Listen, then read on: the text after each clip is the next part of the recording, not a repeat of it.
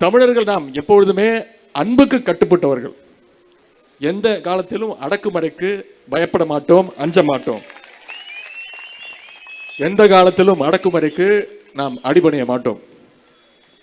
இது ஒன்றிய பாசிச பாஜக அரசுக்கு புரியணும் தான் இந்த மிகப்பெரிய அனைத்து கட்சி ஆர்ப்பாட்டத்தை இன்றைக்கு தலைநகர் சென்னையில் நடத்திக்கிட்டு இருக்கிறோம். தமிழ்நாட்டுக்கு எதிரான ஒன்றிய அரசுடைய பாசிச போக்கை கண்டிச்சு இன்னைக்கு ஒட்டுமொத்த தமிழ்நாடும் ஒரே மேடையில் இன்றைக்கு கூடியிருக்கின்றோம். இன்று எனக்கு முன்பு பேசிய கண்டன உரையாற்றிய நம்முடைய இந்தியா கூட்டணி கட்சி சேர்ந்த அனைத்து தலைவர்களுக்கும் மீண்டும் என்னுடைய நன்றியை நான் தெரிவித்துக் கொள்கின்றேன். எதற்காக இந்த ஆர்ப்பாட்டத்தை நாம் நடத்தி கொண்டிருக்கிறோம்? சமீபத்தில் ஒன்றிய அரசு தாக்கல் செஞ்ச பட்ஜெட்ல தமிழ்நாட்டுக்கென்று எந்த ஒரு திட்டமும் தீட்டல. சொல்ல போனா ₹1 கூட காசு ஒதுக்கல. இன்னும் சொல்ல போனா தமிழ்நாடு கூட பெயர் கூட நம்முடைய மாநிலத்தை பெயரை கூட ஒரு முறை கூட உச்சரிக்கப்படவில்லை, பட்ஜெட் உரையில் இடம்பெறவில்லை. அது மட்டுமல்ல, சென்ற டிசம்பர் மாதம் தமிழ்நாட்டில் சென்னை மாவட்டம் பல்வேறு மாவட்டங்கள் பாதிக்கப்பட்டுச்சு. பெங்கல் புயல் பாதிப்பிற்கு 6675 கோடி ரூபாயை நம்முடைய முதலமைச்சர் அவர்கள் நிவாரணமாக கொடுக்கணும்னு ஒன்றிய அரசு கிட்ட வலியுறுத்தி கேட்டார்கள். ஆனால் ஒன்றிய அரசுக்கு கொடுத்த நிதி எவ்வளவு? வெறும் 950 கோடி ரூபாய் மட்டும்தான் தந்துச்சு. அதுவும் பார்த்தீங்கன்னா ஸ்டேட் டிசாஸ்டர் ரிலீஃப் ஃபண்ட் அப்படின்னு SDRF ஃபண்ட்.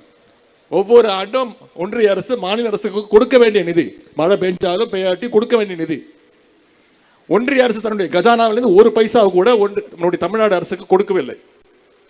இப்பொழுது இந்தியை ஏற்காத காரணத்தால தமிழ்நாட்டுடைய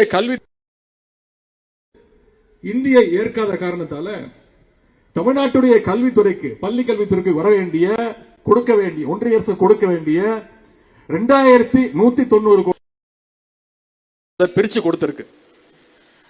அதோட ஒருபடி மேல போய் மும்மொழி கொள்கை ஏத்துக்கிட்டாதான் தமிழ்நாட்டுக்கான அந்த நிதியை தர முடியும்னு வெளிப்படையாகவே ஒன்றிய கல்வி அமைச்சர் திரு தர்மேந்திர பிரதான் அவர்கள் மிரட்டி இருக்கிறார்.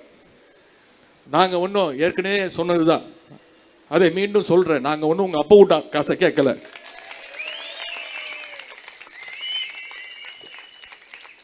கேட்கிற மாதிரி கேட்டதான் அவன் காதுல விழும். நாங்க ஒன்னும் உங்ககிட்ட பிச்சையோ கடனோ கேட்கல.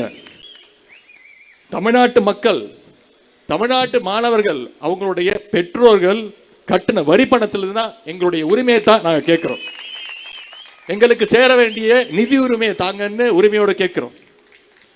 ஒன்றிய அரசுக்கு ஒன்றை மட்டும் நான் சொல்லிக் கொள்கின்றேன்.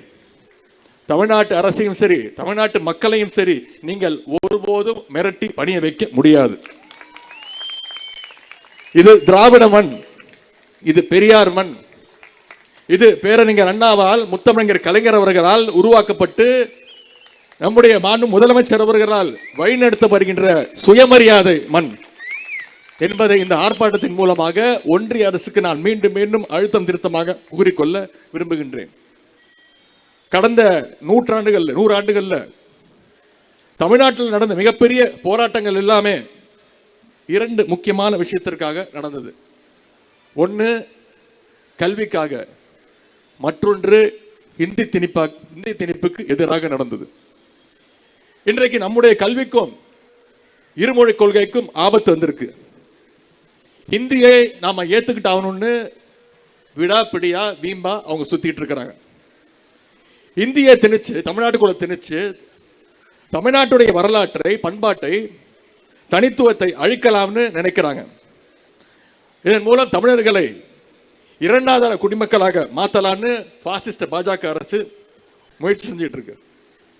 இன்றைக்கு தமிழ்நாட்டை சேர்ந்த பல பேர் வெளிநாடுகளில் சாப்ட்வேர் இன்ஜினியர்ஸாக, மருத்துவர்களாக, டாக்டர்ஸாக உலகத்துடைய பல்வேறு மூலைகளில் வேலை செஞ்சுட்டு இருக்கிறாங்க.